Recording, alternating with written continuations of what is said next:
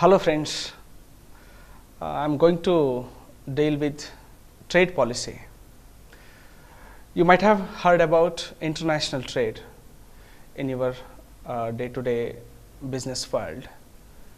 Under international trade concept, there is a very important variable which comes as trade policy. Trade policy is nothing but a policy measure adopted by a country or the economy in respect to its international trade. There are different economists in different schools. They have taught different kinds of policy measures. As we see the trade policies of classical school of economists and later neoclassical school of economists and even the modern economics school, they have taught their own ways about this trade policy. Mainly, there are two kinds of trade policies. Before that, I want to clear you about till the outbreak of First World War, Second World War and Great Depression of 1930s, almost all countries of the world, they had been followed the free trade policy. And after the outbreak of these incidents, the countries been forced to follow this protectionist trade policy. Dear friends, first we go for the free trade policy. It is on your screen. Before that, we shall go for what is trade policy, and after that we shall go for the free trade policy. Trade policy refers to government's policy towards foreign trade, means that whatever it takes about the policy measures in exchange of goods and services between or among the nations is called trade policy. Broadly, there are two types of trade, namely, as I said before, free trade and protectionist trade policy. The first kind is free trade. Free trade policy means a policy measure adopted by an economy in respect of its international trade, wherein there exists no barriers or artificial obstacles made by any economy in exchange of goods and services between or among nations, in the sense that there would not be any kind of restrictions in the trade made by an economy with the another destinations. Professor Jagdish Bhagwati defines free trade policy as an absence of tariff, quotas, exchange restrictions, taxes and subsidies on production, factory use and consumption. It means that if a country is very free in respect to its importing of goods or exporting of goods or using of different kinds of factors of production between or among nations, if it is free, then it is called as free trade policy. The classical economists, like as I said in the beginning itself, that Adam Smith, David Ricardo, J.S. Mill, and even in recent times Haberler, Samuelson and Jagdish Bhagwati etc. have also strongly argued in favor of free trade.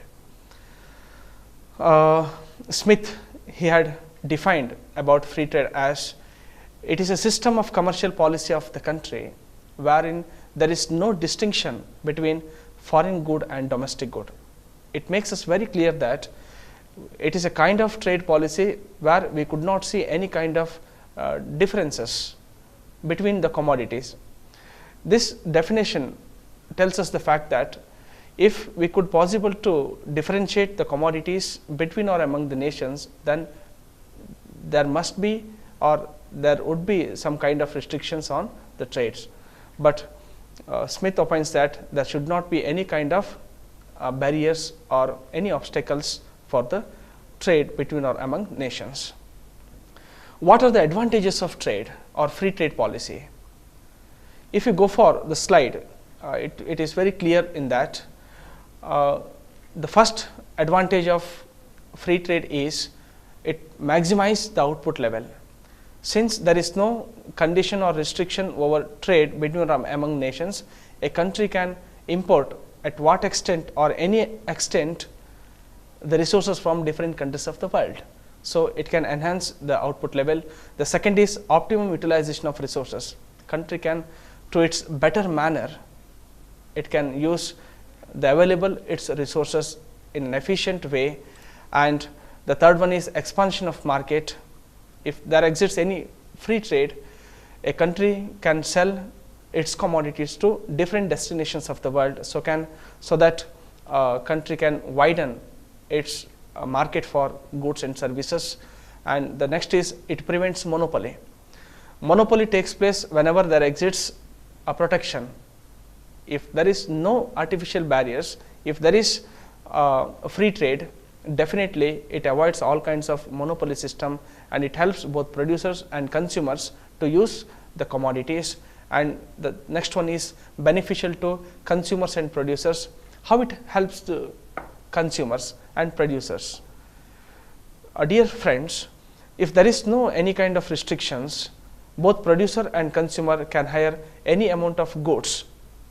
For consumers, he can have different kinds of goods from all over the countries or different countries of the world. At the same time, being a producer, he can get any amount of resources or any raw materials or any machines or implements from abroad.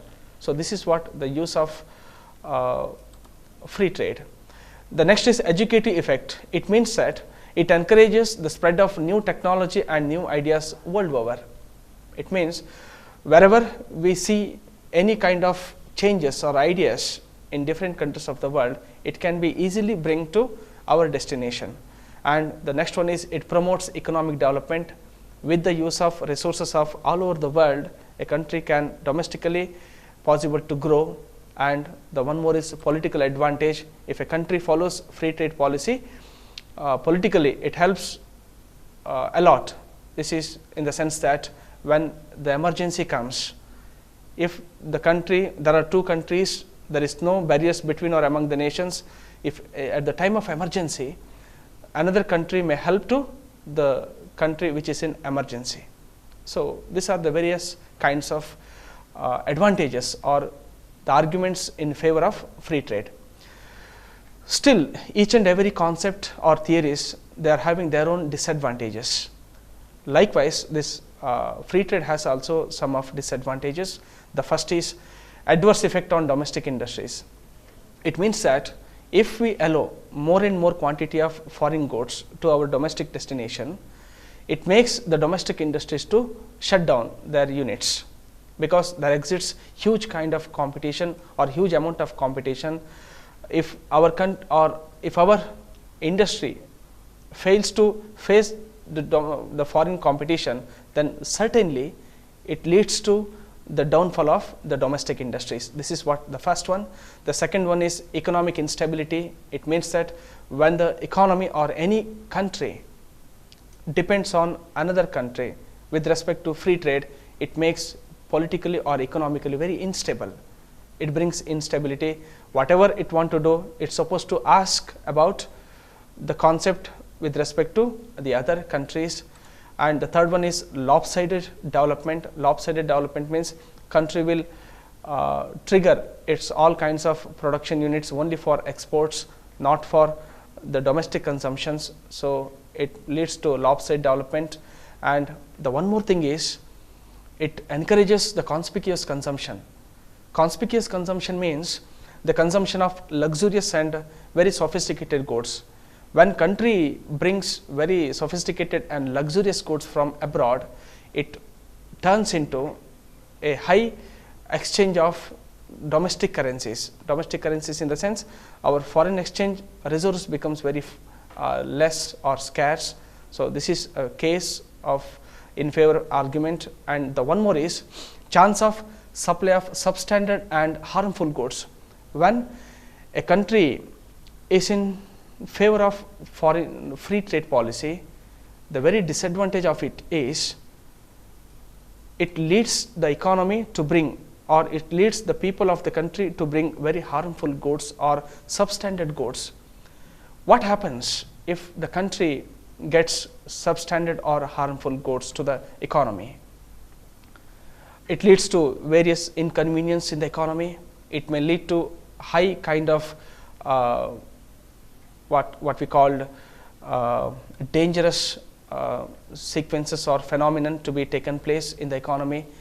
Say for example, if there is free trade, if a country freely takes very explosive items or arms and ammunitions from other countries, and it ultimately impact over the country's social and political life. So this is what the chance of supply of substandard and harmful goods. And one more is, it can be pursued by a few countries only. Dear friends, this free trade can be followed by only few countries. It is impossible for all the countries to follow, because only the developed nations of the world can follow this kind of trade policy, because if the countries are already developed, then there is no question of charging of any kind of restrictions over their trade mechanisms or trade matters. And the next one is, it is not suitable for developing countries, because developing countries are still developing in different means of areas. At that time, if suppose a country allows the commodity of other countries, it becomes very difficult for the domestic economy to establish its own small and medium scale industries. And the next one is loss of control over economic policy. Loss of control over economic policy means, if a country allows free trade or without any restriction, it brings any commodity, then it makes the country to depend on other countries, then it fully lean over the other countries' wishes. So these are the various aspects I have taught to you.